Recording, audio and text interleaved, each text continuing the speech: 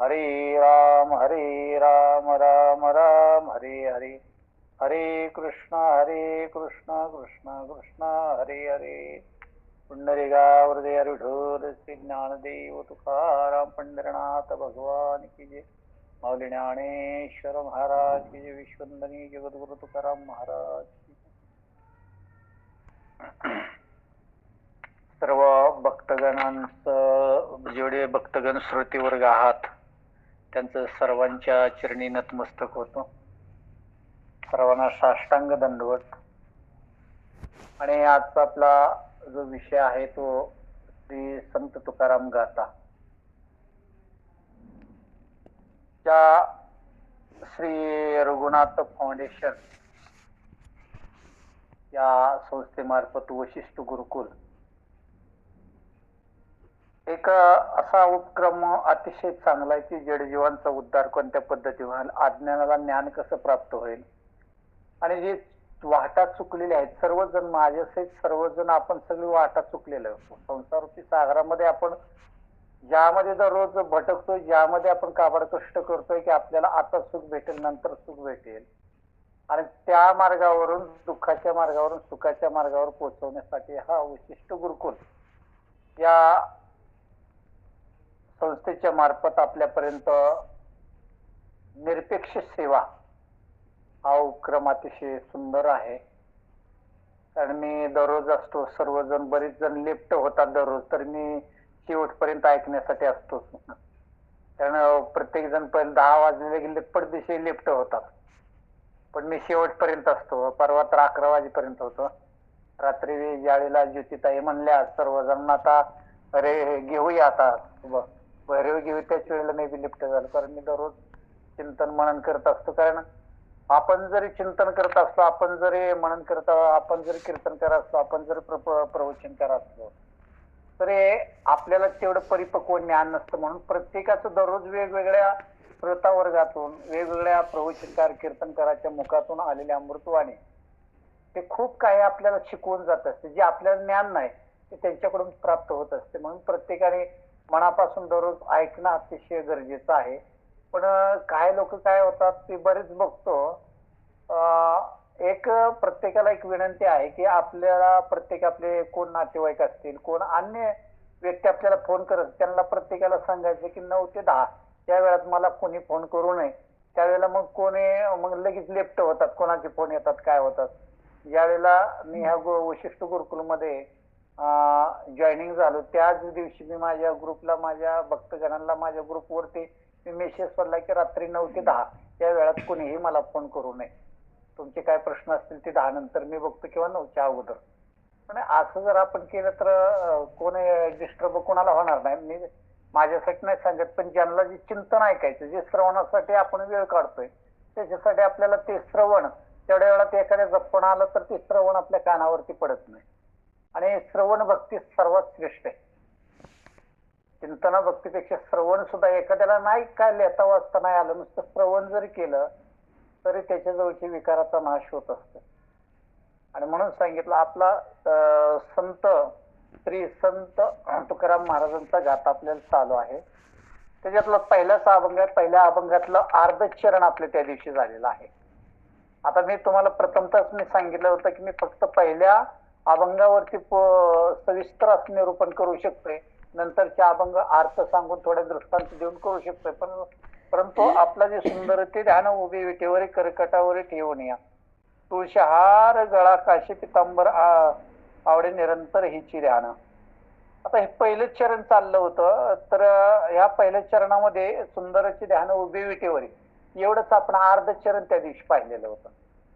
आणि आता जे आपण पुढे चालू करणार करकटावर ठेवून या, जो भगवान पांडुरंग परमात्मा जगाचा ब्रह्मांड नायक असणारा कलियुगामध्ये ज्या सोगाकारणे देवी अडावला वैकुंठ सोडणे संत सदने राहिला, ज्यांच्यासाठी तो मूर्ती लोकात आला, कुणासाठी आला? ह्या जडजीवांचा उद्धार करण्यासाठी आला. त्याला आवश्यकता काहीच नव्हती. पण देव का संताच्या रूपामध्ये आला, मूर्ती लोकांमध्ये का आला? तर संत देवाने विचार केला की हे मूर्ती लोकांमध्ये कलियुगामध्ये जेवढे मी जीव जन्माला घातलेत ती माझ्यापासून निर्माण झालेले आहेत आणि मी जन्माला घातलेले आहेत. मग त्या जीवाची काळजी भगवंताला जीवीच्या जीवनात तो कमाने नारायणा, म्हणून त्याला काळजी असल्यामुळं आपला उद्धार करण्यासाठी पुन्हा ह्यांना पुनरपी जन्म पुनरपी मरणम नको, पुन्हा जन्मायचं पुन्हा मरायचं ह्याच्यातून सुटका होण्यासाठी आणि ज्या संसारामध्ये तुम्ही आम्ही जन्माला आलोय ते संसार सुखी होण्यासाठी भगवंतांनी मूर्ती लोकात अवतार घेतला. आणि पहिलेच पांडुरंग परमात्म्याचं वैशिष्ट्य सांगणारा, पांडुरंग परमात्मा महात्म्य सांगणारा, पंढरीचं महात्म्य सांगणारा हा अभंग आहे. सुंदर ते ध्यान उभे विटेवरी करकटावरी ठेवणे. आता इथपर्यंत आलतो की ज्या लोकांनी संसारामध्ये असताना त्याला संसार कसा करायचा, सुख समाधान आनंद संसारात कसं भेटेल याच्यासाठी भगवंतानी मूर्ती लोकांमध्ये अवतार घेतला, धारण केला आणि तो पंढरीच्या ठिकाणी येऊन थांबलेला आहे. आणि त्या प्रत्येक जीवाला आव्हान करत आहे, प्रत्येक जीवाला समजून सांगत आहे की बाबांनो आतापर्यंत तुम्ही संसार केलेला आहे मान्य आहे, परंतु आता संसारातून तरुण जाण्यासाठी अगदी अगदी अगदी अल्प वेळ राहिलेला, अल्प संकट राहिलेलं आहे, म्हणून करकटावरी कमरे इतकंच राहिले असं सांगतात. म्हणून तिथं आपल्याला आता राहिलेला अर्ध चरण पाहिजे. करकटावरी ठेवून या. आता 3 शब्द आहे, कर कटावरी आणि ठेवून या. कर म्हणजे हात आहे, कटावरी म्हणजे कमरेवरती, आणि ठेवून ठेवलेले आहेत असे जोडून उभा राहिलेले बघा. आणि ते बी कर म्हणजे एकच कर नाही, दोन्ही कर सांगितले, दोन्ही हात कमरेवरती आहेत, एक नाही त्या उच्चार केला. कर म्हणजे दोन्ही हात. आणि मग पांडुरंग परमात्म्याने आपले दोन्ही हात कमरेवरती ठेवलेले आहेत. हे तुकोबराय फार आवडीने लोकांना सांगतात. तुकोबरायच्या मनामध्ये पांडुरंगाविषयी, कारण मी पहिल्यांदाच तुम्हाला स्पष्टीकरण दिले, तुकोबरायचे प्रत्येक अभंग पाहिला तर काम आणि नाम, देवाचं काम आणि देवाचं नाम याच्यावरती प्रत्येक अभंग फिरवलेला आहे. आणि प्रत्येक अभंगामध्ये देवाचं नाम आणि देवाचं काम हा उच्चार केलेलाच आहे. प्रत्येक कोणताही अभंग तुम्ही सूक्ष्मरित्याने त्याच्यावरती अभ्यास करा. म्हणून सांगितलं की भगवंतांनी कमरेवरती हात ठेवलेले आहेत. आणि ते तुकोबराय सांगतात, करकटावरी तुळशीच्या माळा ऐशी रूप डोळा दावी. एवढं रूप चांगलं आहे. तुकोबराय म्हणतात करकटावरी हात ठेवलेला आहे, तुळशीच्या माळा गळ्यामध्ये आहेत, आणि असं सुंदर असं रूप आपल्याला तो दाखवतोय आणि सांगतोय की बाबांनो हा संसारूपी सागराचा तरुण जाण्यासाठी आग थोडा राहिलेला आहे, इकता तुम्ही तारला, आता कमरेवरती, कमरे इकताच राहिलाय. त्या महापुरातून आपल्याला जायचंय. महापूर जर कमरेच्या वर असेल तर आपण तरुण जाऊ शकत नाही, वाहून जाऊ शकतोय.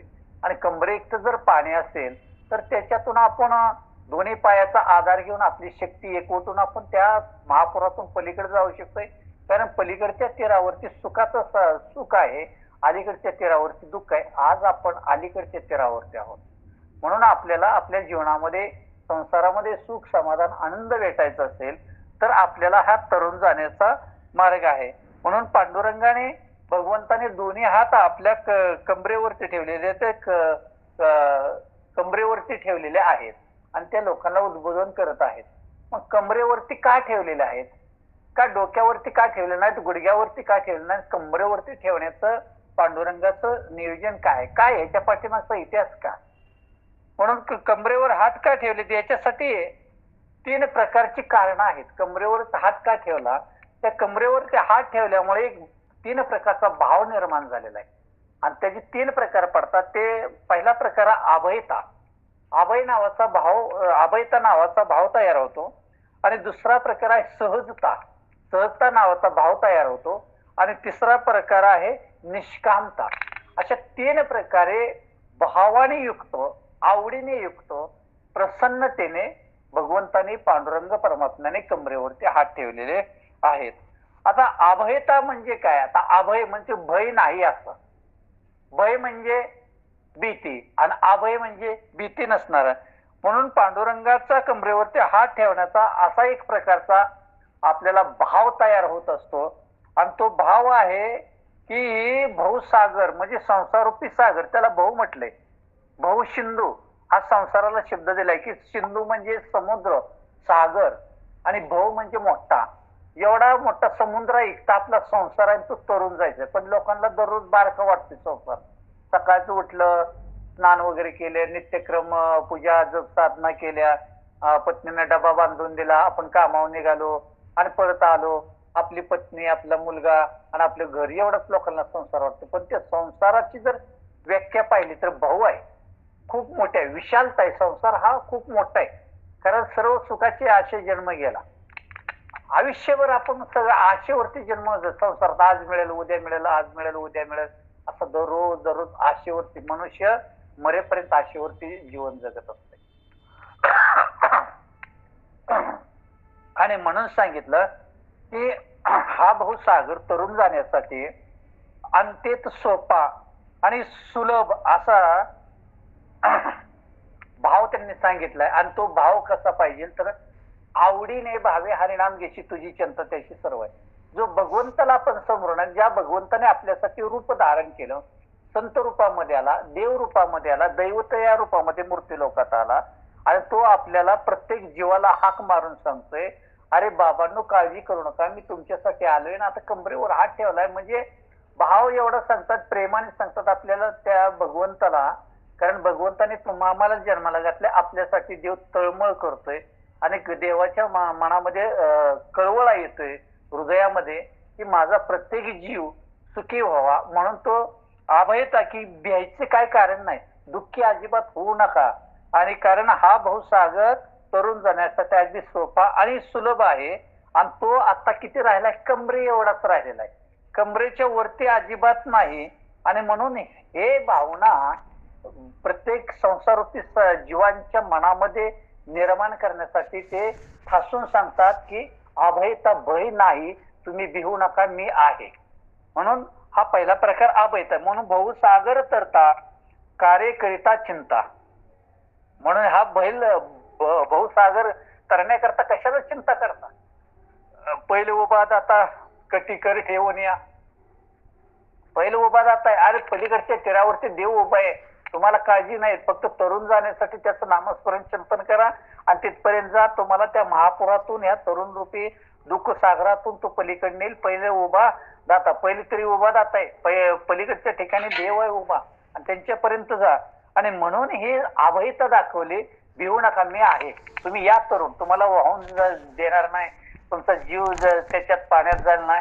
हा तरुण आहे, कमरेचं पाणी राहिले, आता काही अडचण नाही. म्हणून अभयता हा एक पहिला प्रकार त्याच्यातला सांगितला की अभयता भाव ठेवा, कोणते भिवू नका. कारण देव जर आपल्या पाठीशी असेल तर कोणते भ्यायची आवश्यकता नाही, कारण नाही.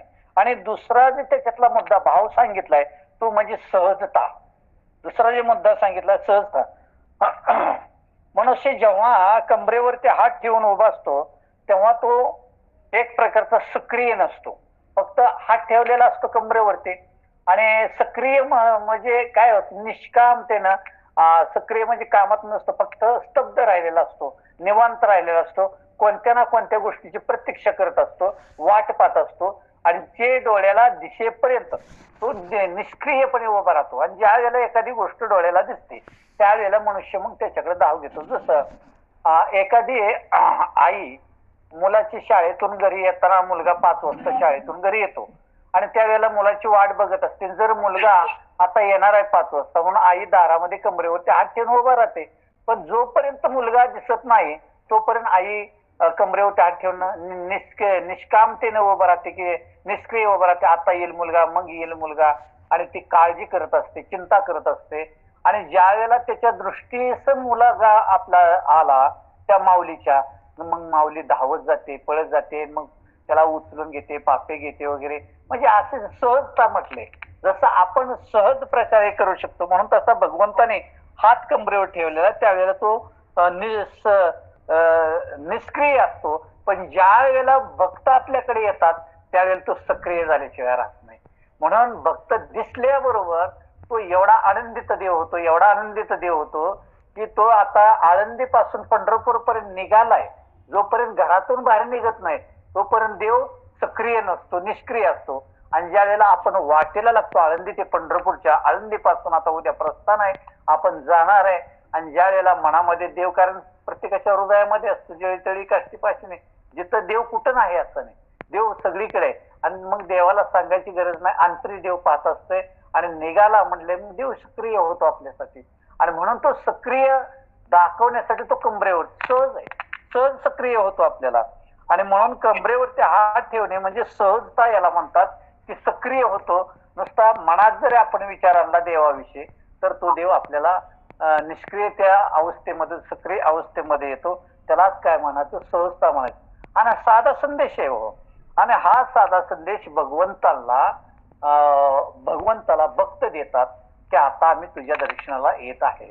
आणि म्हणून देव त्याच्यासाठी म्हणतो की हे भवसागर तरणं म्हणजे आता काय झालेलं आहे, सोपं झालंय. कारण तुम्ही आळंदीपासून आता पंढरपूर पर्यंत निघालाय, आम्ही तुमच्या बरोबर आहे. म्हणून सहज आता हे प्राप्त होतं. त्याला म्हणायचं सहजता म्हणायचं.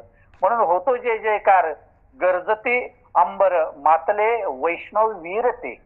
म्हणून होतो जय जयकार. जसा जय जयकार केला पुंडलिकावर दे किंवा विठ्ठल विठ्ठल पांडुरंग पांडुरंग माऊली माऊली म्हणत आपण गेलो, जय जय केला तर ते देवाला सहज प्राप्त होतं. आणि देवाला वाटतं माझे भक्त येतात.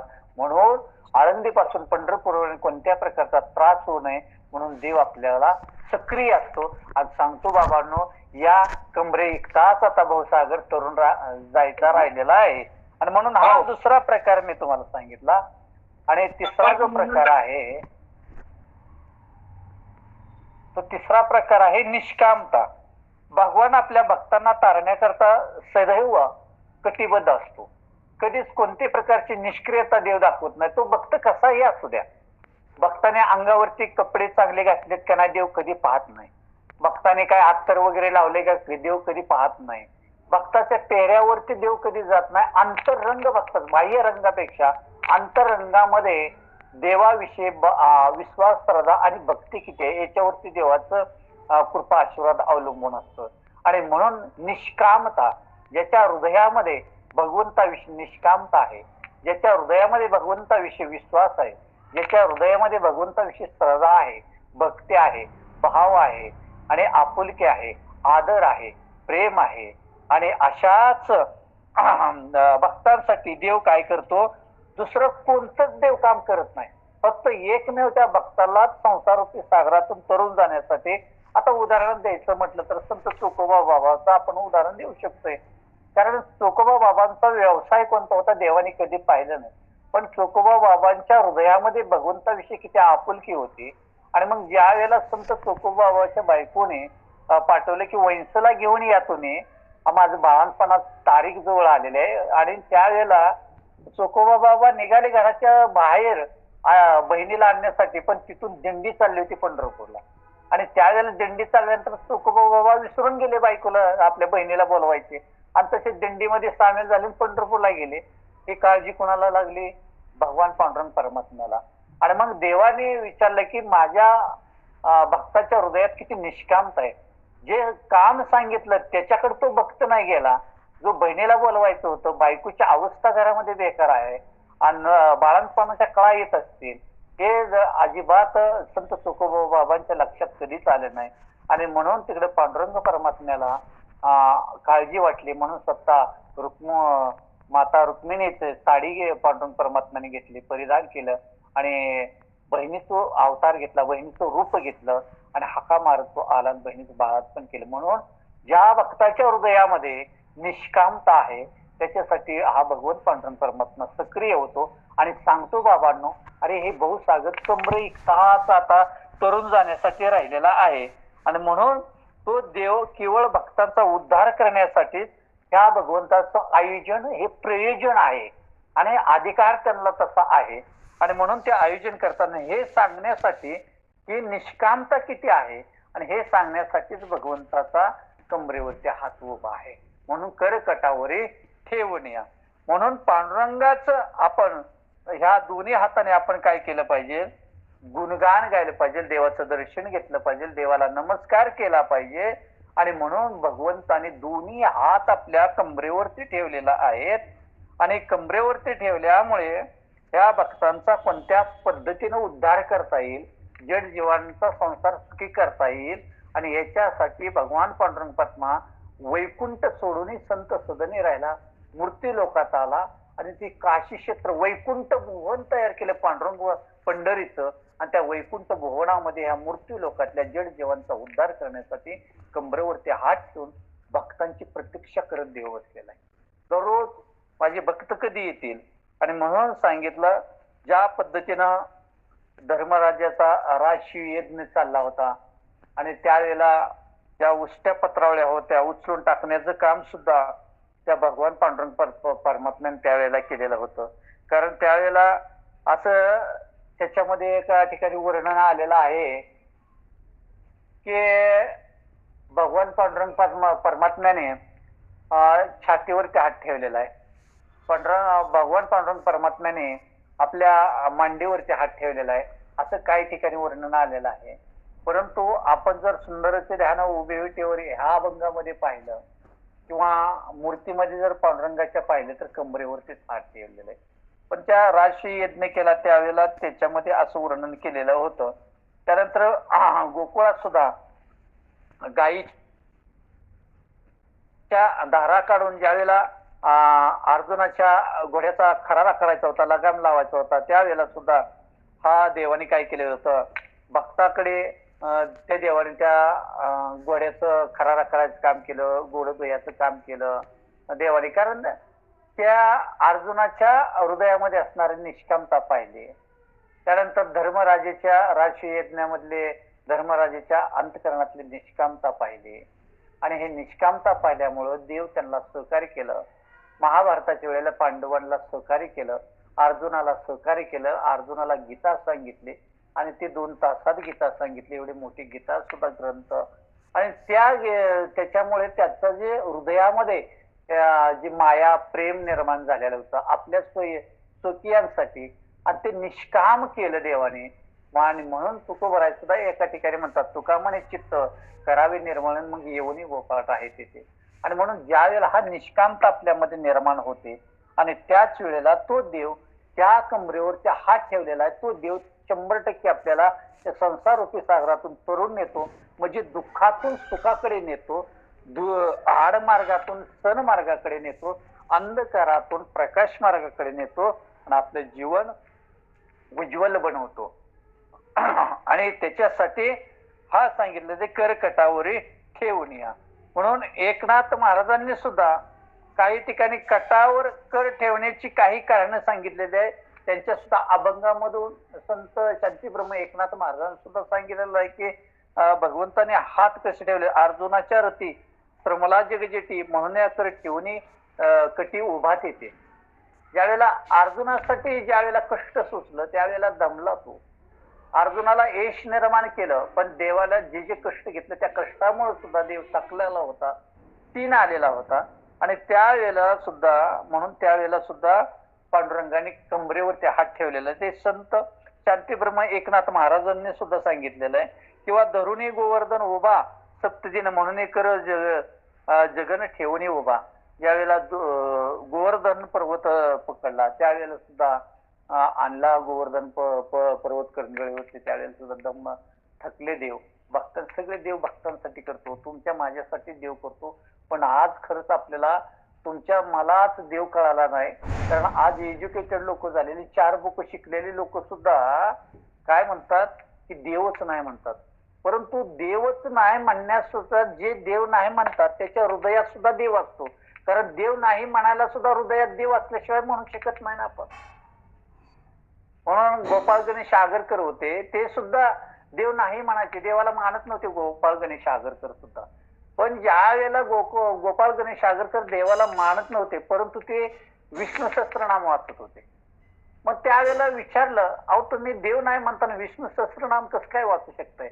मग त्यावेळेला गोपाळ गणेश आगरकरांनी सुद्धा एक छान उत्तर दिलं की जर असलाच तर घोटाळा नको म्हणले, म्हणून ते सहस्त्रनाम वाचत होते. म्हणजे ज्याच्या हृदयात देव नाही म्हणतो त्याच्या हृदयात देव असल्याशिवाय तो उच्चारच करू शकत नाही. आणि म्हणून सांगितलं की आजकाल लोक देवापासून अलिप्त होतात लोक.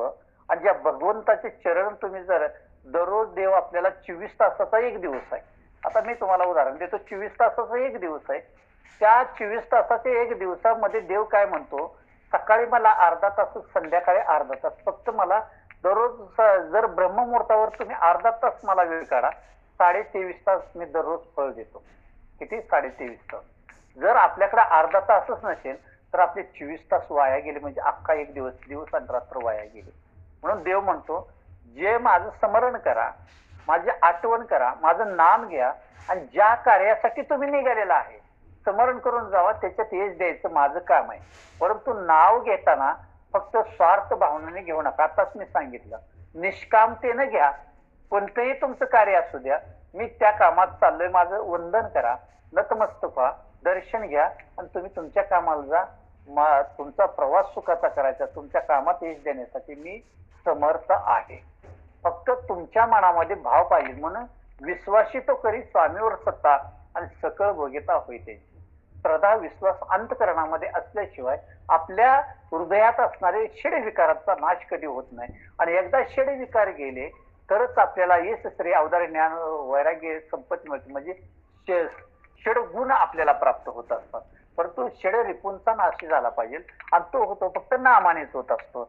आणि म्हणून सांगितलं, ज्या वेळेला आपल्याला ह्या सर्व वचनावरून, तुकोबरायाच्या वचनावरून, शांतीब्रह्म एकनाथ महाराजांच्या वचनावरून आपल्याला एक बोध होतो. या वचनावरून आपल्याला एक पाहता येत आहे की हाताला झालेले श्रम, हाताला झालेले कष्ट, भगवंताला भक्तांचं संसार सुखी करण्यासाठी झालेले कष्ट असेल. दुसरा प्रकार आहे कमरेवर झालेले व्यथा, जो कष्ट आहे ते कमरेवरती झालेली व्यथा. किंवा प्रत्येक वेळेला मध्यम सूचना देतात भक्ताला की हे तरुण जाण्यासाठी अगदी थोडं राहिले, अगदी थोडं राहिले, या लवकर, या लवकर, मी तुमची वाट पाहतोय, अशा वारंवार सूचना देत असतात. आणि ह्या काही गोष्टीचा त्रास झालेला असतो की भक्ताला की पायापाशी दुर्जनाची संवारी. ज्या ज्या वेळेला दृष्ट लोकांचा नाश करण्यासाठी, म्हणजेच काय तर दृष्ट लोक मध्ये दुर्जनाच्या जवळ असणारे चिडरिपू, षडगुण, दुर्गुण, ते दुर्गुण घालवण्यासाठी जे त्रास देवाला झालेला आहे, त्याची एक विश्रांती म्हणून आणि भक्ताला पाहून आनंद वाटतो, त्या एक 4 कारणासाठी देव काय झालेला असतो, कमरेवरती हात ठेवून उभा राहिलेला असतो. कारण प्रत्येक भक्ताला शक्ती देणं, प्रत्येक भक्ताच्या कामात यश देणं, प्रत्येक भक्ताला सन्मार्गावरती आणून सोडणं, प्रत्येक भक्ताला अज्ञानातून बाहेर काढणं आणि प्रत्येक भक्ताला दुर्जन मार्गातून सज्जन मार्गावर आणणं, याच्यासाठी भगवंताला या हाताने खूप कष्ट झालेला आहे. ते एक सांगण्यासाठी कमरेवरती हात ठेवलेला आहे, त्या जीवांचा उद्धार करण्यासाठी. दुसरी गोष्ट आहे, कमरेवरती हात ठेवून थकलेला देव आहे भक्तांची वाट पाहण्यामध्ये. आणि ज्या वेळेला भक्त समोर दिसतात ना, त्यावेळेला खूप भगवंताला आनंद होतो. आणि आनंद एवढा होतो, आनंदाचे डोळे, आनंद तरंग, एवढा आनंद होतो की माझा भक्त आलाय आणि मी त्याचा उद्धार करेन. हे देवाच्या हृदयामध्ये एवढी मोठी भावना असते आणि एवढी मोठं देवाच्या हृदयामध्ये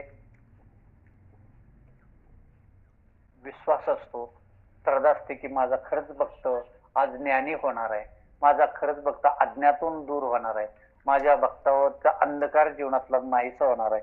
आणि याच्यासाठी भगवंताला खूप आनंद होतो. आणि अशा भक्ताला जसं संत चोकोबा बाबा असतील, सज्जन काका असतील, संत नरहरी सोनार असतील, संत गोरोबा काका असतील, एवढी ती संत नामदेव असतील, किती भक्तीमध्ये तल्लीन होतात. आणि जे भक्तीमध्ये तल्लीन होतात, कोणत्या प्रकारचे त्यांना संसार रूपी सागरातला एक गुण, एक अंश, अर्धा क्षण अंश सुद्धा त्यांना लागत नाही. अशा भक्त तल्लीन झाल्यानंतर देवाला खूप आनंद होतो. आणि त्या आनंदाच्या भरामध्ये देव कमरेवरती हात ठेवून भक्ताकडे पाहत बसतो. ते एक आनंद त्या भक्ताला होत असतो. म्हणून भगवंताच्या या सुंदरतेमध्ये भर घालण्यासाठी आपण सांगितलं करकटावर हात ठेवून या. आता याच्या पलीकडे दुसरं सांगितलं की भक्ताच्या देवाच्या सुंदरतेमध्ये भर घालण्यासाठी हार आणि पितांबराचं वर्णन सुद्धा अभंगाच्या दुसऱ्या चरणामध्ये आलेलं आहे. तुळशी हार गळा काशी पितांबर आवडी निरंतर हे द्या. आता मी करकटावर ठेवून एवढं सांगितलं. आता एवढं झाल्यानंतर पांडुरंग परमात्म्याचं आपण महत्व सांगतो, पंढरीचं महत्व सांगतो, देवाबद्दल गुणगान करतो, देवाचं स्वरूप आपण कथन करतोय. आणि म्हणून देवाला अजून सौंदर्य, देवाच्या सौंदर्यामध्ये भर पडण्यासाठी देवाने अलंकार जे घातलेला आहे, त्या अलंकारामध्ये तुळशी हार गळा काशी पितांबर आवडी निरंतर हिची ध्यान.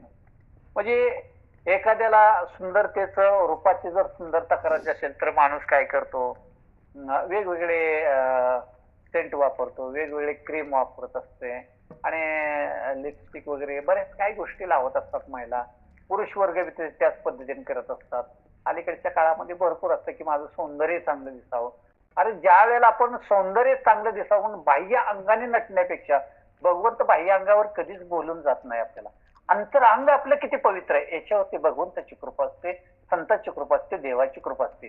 बाह्य अंगावरती देव कधीही बोलत नाही. आणि आजकाल आपण सर्व संसारात लोक बाह्य अंगाने सौंदर्य दाखवण्याचा प्रयत्न करतोय आणि जे जे बाह्य अंगाने जातात ना त्यांच्याकडे देवाची शक्ती प्राप्त होत नाही. फक्त ते क्षणभंगूर आहे. क्षणिक सुखाचा लाभ घेण्यासाठी बाह्य अंगाने लोक नटून जातात. अंतरांग सजवा तुम्ही, अंतरंगामधले षड विकार घालवा.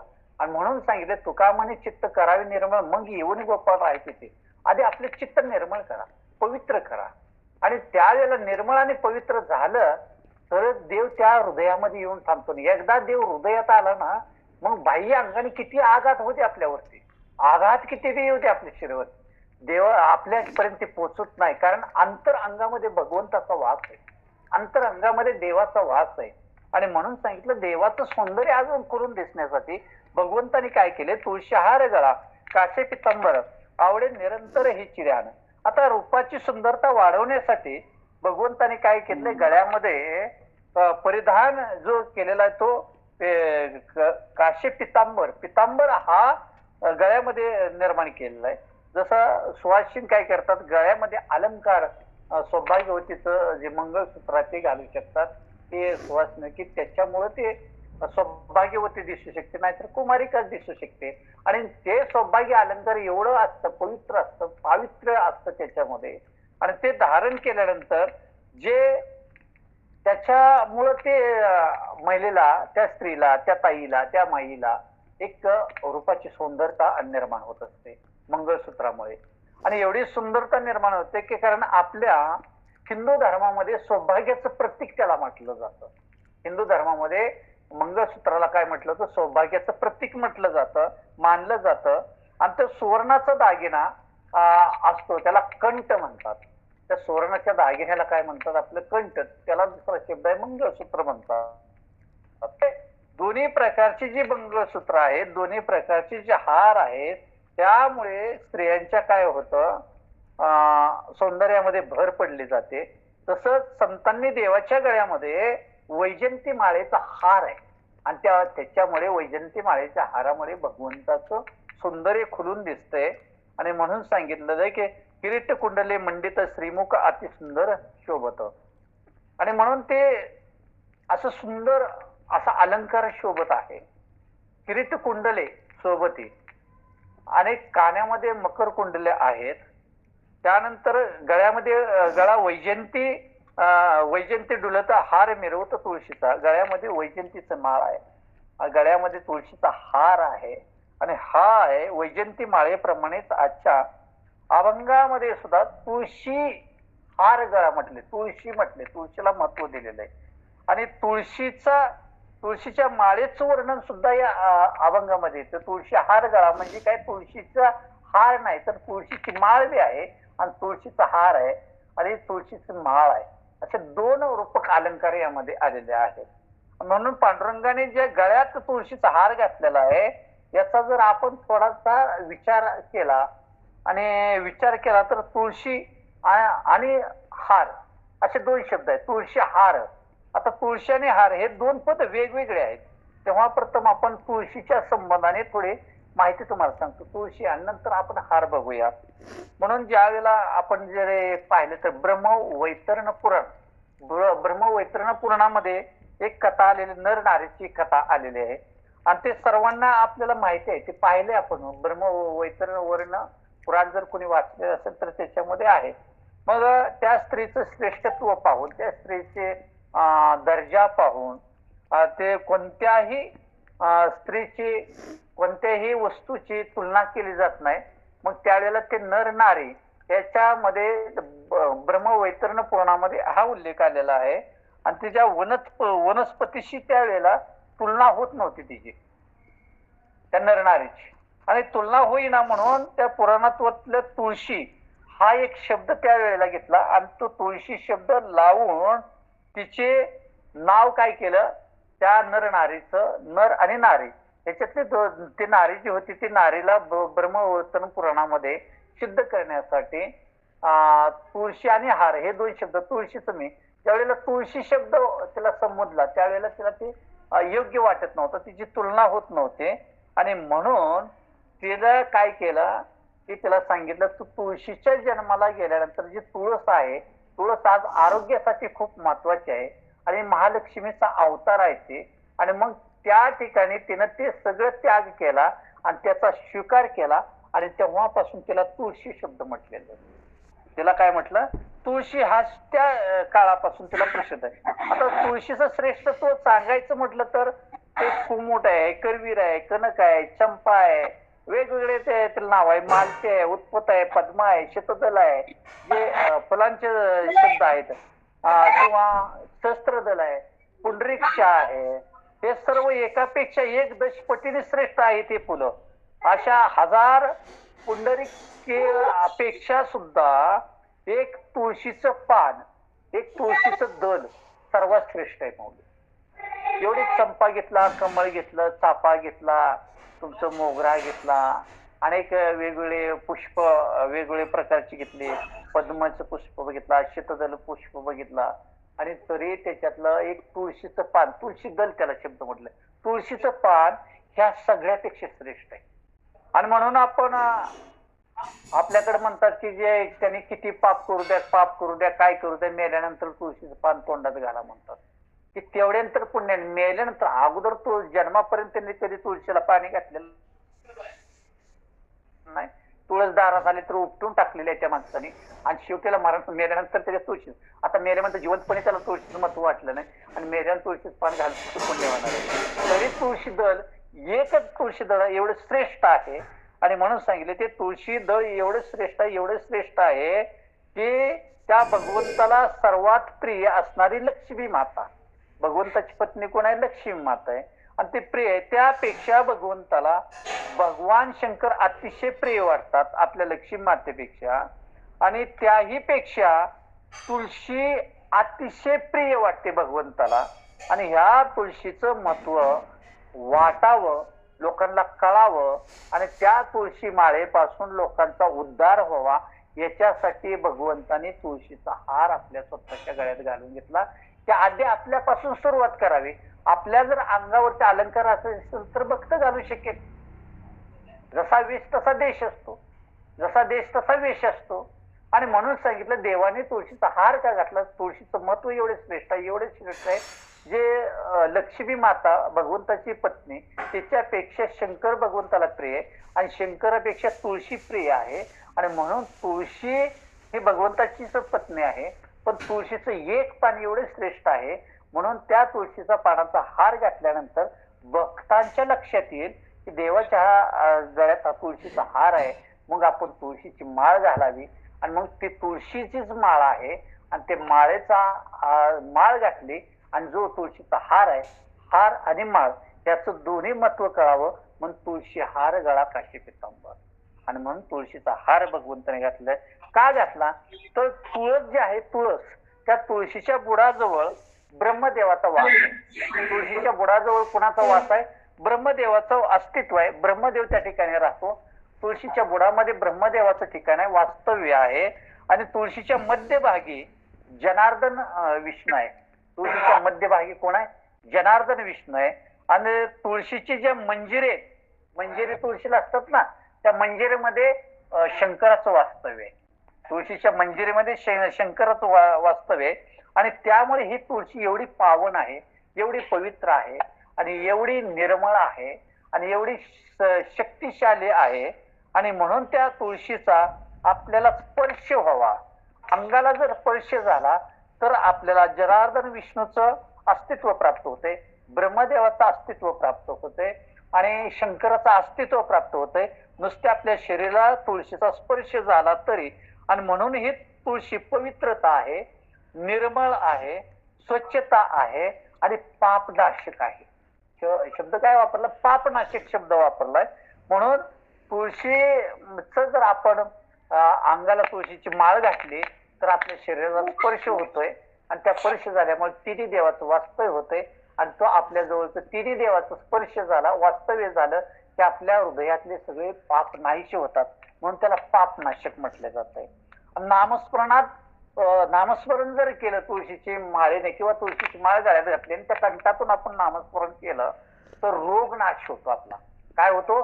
रोगाचा नाश होतो जे आहे ते. आणि म्हणून जसं पाणी आपण एखाद्या गोष्टीला घालतो आणि ते पाणी जर चांगल्या ठिकाणी घातलं तर चांगलं आहे, जर तेच पाणी आपण सरबत मध्ये वापरलं तर आपल्याला गोड लागतं आणि तेच पाणी जर दारूला वापरलं तर मद्यप्राशनला ते पाप होतं. म्हणून हे जे तुळशीचं पाणी आहे, तुळशीचा जर काढा केला, तुळशीचं पाणी केलं किंवा तुळशीचं दोन पानं तोडून जर दररोज सकाळची खाल्ली तर आपल्या शरीरातला रोग नाश होत असते. म्हणजे एवढं तुळशीचं महत्व आहे. आणि एवढंच नाही तर तुळशीची माळ जर घातली तर आपण पापातून नाश होतो आपला आणि आपण देवाच्या सानिध्यात जातो. एवढंच नव्हे तर भगवंताच्या चरणावर तुळशीची माळ घालून जर समर्पण केलं, अर्पण केलं तर आपल्याला डायरेक्ट मुक्ती प्राप्त होत. एवढं तुळशीचं महत्व आहे. म्हणून तुळशीचं एवढं मोठं सामर्थ्य आहे, एवढं मोठं शक्ती आहे, एवढं मोठं महत्व आहे. म्हणून भगवान विष्णूच्या पूजेमध्ये तुळशीचं पान महत्वाचं आहे. आणि म्हणून रत्नांचा हार नाही सांगितला, मोत्याचा हार नाही सांगितला, तर भगवान विष्णूचाच अवतार पांडुरंग परमात्मा आहे म्हणून त्यांच्या गळ्यामध्ये काय आहे? तुळशीचा हार आहे. म्हणून तुळशी हार गळा काशे पितांबर. म्हणून आपण इतर पुष्प आपण भगवंताला वाहतो. पंढरपूरला गेलो म्हणून तुळशीचे लोक हार घेतात आणि घेऊन जा म्हणतात. त्यावेळेला आपण काय करतो? तुळशीचा हार न घेता फुलांचा हार घेऊन जातो भगवंताला. आणि मग तुळशीचा हार घेतला आपल्या हातात असला तर आपल्या अंगाला ते तुळशीचा स्पर्श होतोय. आणि भगवंताच्या चरणावरती तुळशीचा हार अर्पण केला तर ज्या हाताने हार अर्पण केला त्या हातात भगवंताच्या चरणाचा स्पर्श झाल्यामुळं आपले शरीर रोगमुक्त होत असते. आणि रोगमुक्त झाले तर ते देवाचा वास्तव्य तीन देवाचं ब्रह्म विष्णू आणि महेशचं वास्तव्य आपल्या शरीराला होतंय. म्हणून एक तुळशीचं पान सुद्धा जरी आपण अर्पण केलं, हार नाही झाला, देवाच्या चरणावरती नेऊन जर अर्पण केले पांडुरंगाच्या कुठल्याही मंदिरात, तरी आपल्याला देव प्रसन्न अवस्थेत ठेवतो, सुख समाधानात ठेवतो. आणि असं हे तुळशीचं महत्व आहे. आणि म्हणून सांगितलं की अतिप्रिय आवळे तुळशी बुक्का. अतिप्रिय असा हा तुळशी हार आणि बुक्का आहे. तो तुळशीचं पान सुद्धा आपण त्या पद्धतीने वापरलं तर आपल्या जवळचं रोगमुक्त होऊन आपल्याला शक्तिमान प्राप्त होतो, आपल्याला देव प्राप्त होतो आणि देव आपल्यावर कृपा करत असतोय. आणि म्हणून भगवंताची तुळशी दल आपण एक तुळशीचं पान वापरतो, तुळशीचा देठ घ्यायचा, पण ते बी कसं घ्यायचं? वाहिण्यासाठी मंजिरी सहित असावा. मंजिरी सहित जर अर्पण केला तर आपली भगवंतावरची झालेली पूजा, जरी आपण नुसतं मंजिरी नेऊन जर अर्पण केली तर आपली पूजा पूर्ण होते, पूर्ण झाली पूजा असं मंजिरी सहित अर्पण केलं तर. म्हणून ज्या भगवंताला आपण नैवेद्य ठेवतो ना, शिऱ्याचा प्रसाद केला सत्यनारायण पूजेला तर आपण त्याच्यात तुळशीची पानं टाकतो. नैवेद्य भगवंताला अर्पण करायचं म्हटलं तुळशीची मंजिरी सहित पान टाकावं आणि भगवंताला दररोज नैवेद्य अर्पण करावा. म्हणून हे तुळशीचं आपल्याला महत्व सांगितले. आता तुळशी म्हणजे काय? तर समुद्र, ज्यावेळेला समुद्र मंथन झालं, देव आणि दानवाचं युद्ध झालं, त्यावेळेला त्यातून जे अमृत निघालं आणि त्या अमृताची थेंब, देवाच्या मंथनातून निघाले अमृताची थेंब थोडे थोडे ज्या ज्या ठिकाणी थेंब पडले पृथ्वीवरती, जमिनीवरती, त्या त्या ठिकाणी त्या थेंबातून तुळशी निर्माण झाली. आणि त्या थेंबातून तुळशी निर्माण झाले आणि ते तुळशी म्हणजे ह्या ब्रह्मदेवाने विष्णू पदाला समर्पित केलेलं ते अमृत आहे.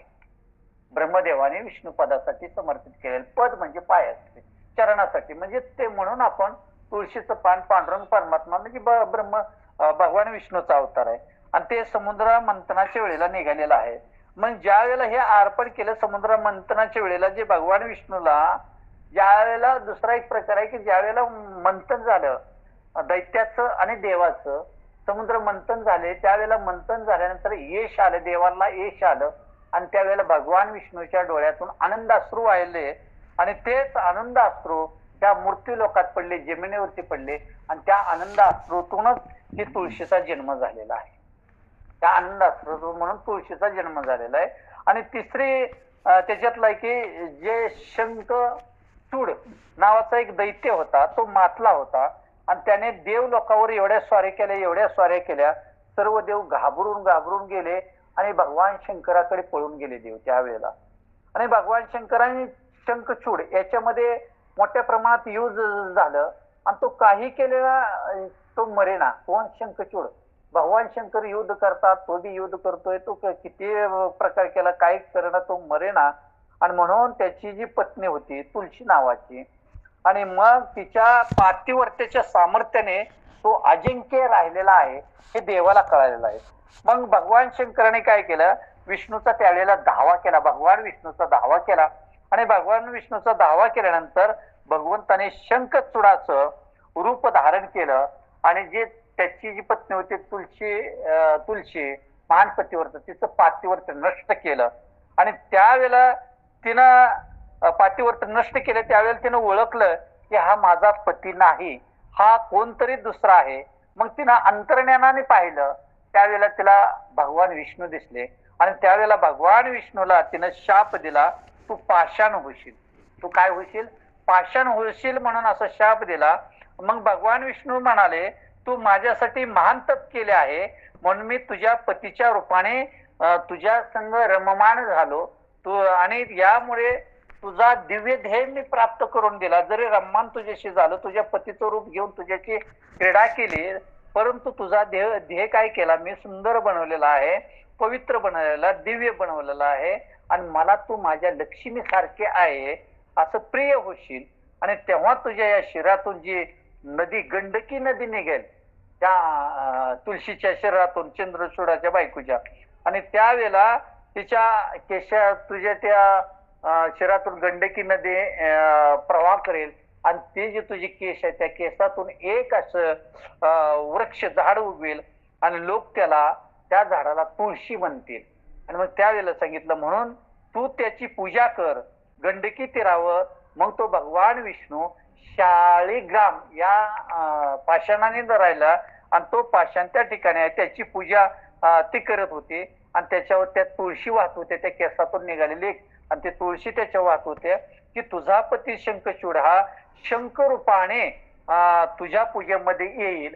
म्हणून जो भगवान विष्णूच्या हातामध्ये शंख आहे तो तिचा पती शंखचूड म्हणून त्या भगवान विष्णूच्या हातामध्ये, कारण तिनं त्या पाषाणावर शाळीग्रामवरती पूजा केली म्हणून तो शंख त्या हातात आला. म्हणून त्या शंखावरती पाणी घातल्यानंतर आणि ते पाणी जर तू धारण केलं, पिले, तर तू या पापातून मुक्त होशील.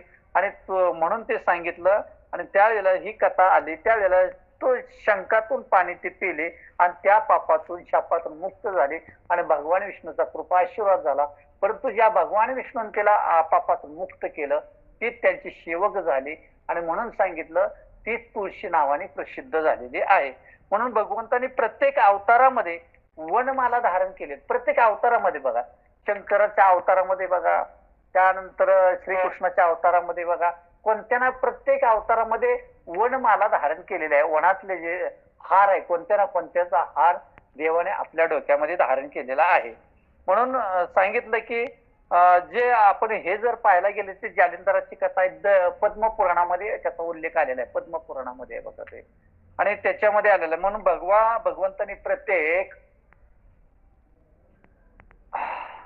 भगवंतांनी प्रत्येक अवतारामध्ये वनमाला धारण केलेले आहे आणि प्रत्येक रूपामध्ये भगवंताने आपला तो भाव प्रगट करून भगवंताला सांगितलेला आहे, भक्तांना सांगितलेला आहे. आणि माझ्या गळ्यामध्ये तुळशीचा हार आहे आणि तो तुळशीचा हार तुम्ही जर त्याची पूजा केली, देवपूजा केली, धारण केली, तुळशी माळा किंवा तुळशी दल जर अर्पण केलं, मंजिरी सहित अर्पण केलं, दररोज तुम्ही मला जो कोणत्याही भक्त, तुम्ही रजोगुणात असू द्या, तमोगुणात असू द्या, ज्या वेळेला तुम्ही मला नैवेद्य प्राप्त करता, नैवेद्य मला दाखवता, त्यावेळेला त्या नैवेद्यामध्ये मंजिरी सहित जर तुळशीचं पान असेल तर त्याच्यामुळे सुद्धा मी तुमच्यावर प्रसन्न होईल आणि तुम्हाला त्या पापातून मी बाजूला करू शकेन, असं त्यावेळेला ते भगवंतांनी सांगितलेलं होतं. आणि तो दाखवण्यासाठी भगवंतांनी प्रत्येक अवतारामध्ये वनमाला धारण केलेली आहे. कृष्ण अवतारात पाहायला गेलं तर वृंदावनामध्ये गायी चरत असताना सुद्धा भगवंताने त्यावेळेला वनमाला धारण केलेली. वृंदावनामध्ये गायी चारताना सुद्धा त्या वनमालेमध्ये प्रमुख जर कोणते असेल, त्या हारामध्ये काय असेल तर तुळशी प्रमुख होते. तुळशीचं पान आहे बारकाईने, त्याच्यामध्ये पद्मपुराणामध्ये उल्लेख आलाय. म्हणून 5 पुष्पांची जे तयार केले जाते फुलांची माळ, त्याला वनमाला असे म्हणतात. आणि त्या वनमालामध्ये पहिलं जे पुष्प आहे, पहिलं त्याच्यातलं आहे तो तुळशी आहे. आणि म्हणून सांगितलं तुळशीचं अनेक प्रकारचं मालेमध्ये वर्णन केलेलं आहे. वनमाला, वीरमाला आहे, 5 मी तुम्हाला सांगितले. एक वनमाला आहे, दुसरी मला वाटतं वीरमाला आहे, तिसरी वरमाला आहे, चौथी वैजयंती माला आहे आणि 5वी तुळशी माला आहे. अशा 5 प्रकारे जो हार आहे तो भगवंताने प्रत्येक अवतारामध्ये धारण केलेला आहे. म्हणून पांडुरंग परमात्मा वैजयंती माला आणि तुळशी हार, मग मी सांगितलं हार आणि हे अशा 2 प्रकारे सांगितलेलं आहे. म्हणून वनमाला जी आहे ते वनमाला 5 प्रकारची सांगितली. त्याच्यातला पहिला प्रकार जी वनमाला आहे. आता जी वनमाला आहे ते वनमालेतून काय निर्माण होतं? वात्सल्य भाव होतं, एकमेकाबद्दल प्रेमाचे. जसं लेकराचं आईचं प्रेम असतं त्याला वात्सल्य भाव म्हणतात, किंवा गायीचं आणि त्या पारसाचं प्रेम असतं, गायीच्या वासराचं प्रेम असतं, त्याला वात्सल्य भाव म्हणतात. आणि त्या वात्सल्य भावातूनच भक्तिभाव तयार होत असतो. आणि भक्तिभाव तयार झाल्यानंतरच आपल्याला जे भगवंताची कृपा ती होऊ शकते. म्हणून वनमाला धारण केली तर वात्सल्य भाव आणि भक्तिभाव प्राप्त होत असतो. आणि वीरमाला याच्यातून भगवान विष्णू जे आहे ते भगवान विष्णूने ही बुद्धीच्या प्रसंगानुसार निर्माण केले, त्याला वीरमाला म्हणतात.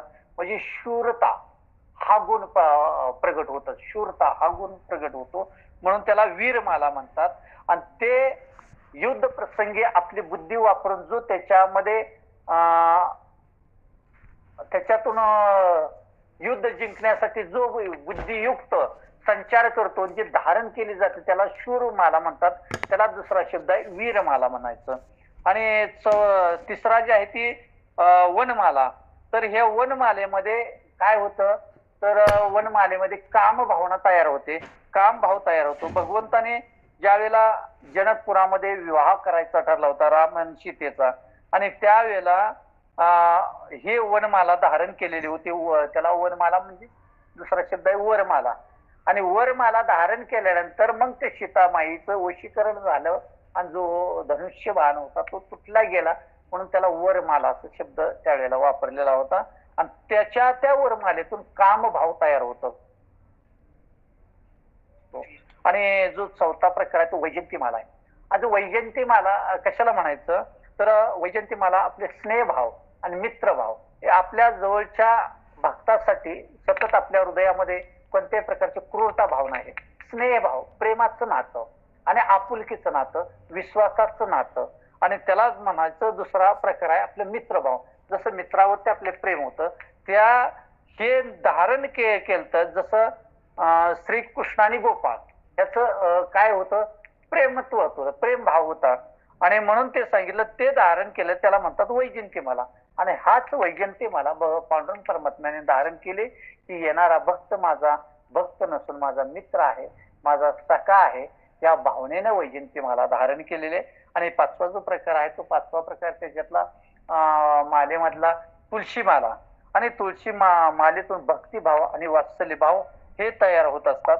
म्हणून पंढरपूरच्या पांडुरंग परमात्म्याने आपल्या भक्तापुढे ह्या 5 प्रकारच्या वनमाला धारण केलेल्या आहेत. आणि हे कशासाठी धारण केलेलं आहे? माझ्या भक्तांना त्याचं ज्ञान व्हावं, भगवंताच्या हृदयामध्ये आपल्याविषयी किती प्रेम आहे, आदर आहे, आणि हे सांगण्यासाठी भगवंताला तुम्ही सगळी भक्त प्रिय आहे. आणि त्या भक्ताला पवित्राची प्राप्ती करून देण्यासाठी, निर्मळतेची प्राप्ती करून देण्यासाठी, आणि ह्या त्रिभुवनामध्ये, ह्या त्रिलोक्यामध्ये, ह्या मृत्यूलोकामध्ये तो जीवन सुखी आणि समृद्ध कसा जगेल याच्यासाठी भगवंताने तुळशी हार गळा काशी पितांबर हे धारण केलेलं आहे. एवढंच मी सांगतो आणि इथंच थांबतो. पुंडलिका वरदे हरिठल श्री ज्ञानदेव तुकाराम पंढरीनाथ भगवान की जय. माऊली ज्ञानेश्वर महाराज की जय. विश्वंदने जगद्गुरु तुकाराम महाराज की जय. नवनाथ महाराज की जय. अवधूत चिंतन श्री गुरुदेव दत्त श्री गुरुदेव दत्त श्री गुरुदेव दत्त. ओम चैतन्य गोरक्षनाथाय नमो नमः. ओम चैतन्य विष्णुदेवाय नमो नमः. ओम चैतन्य महालक्ष्मी माताय नमो नमः. ओम शांती शांती शांती.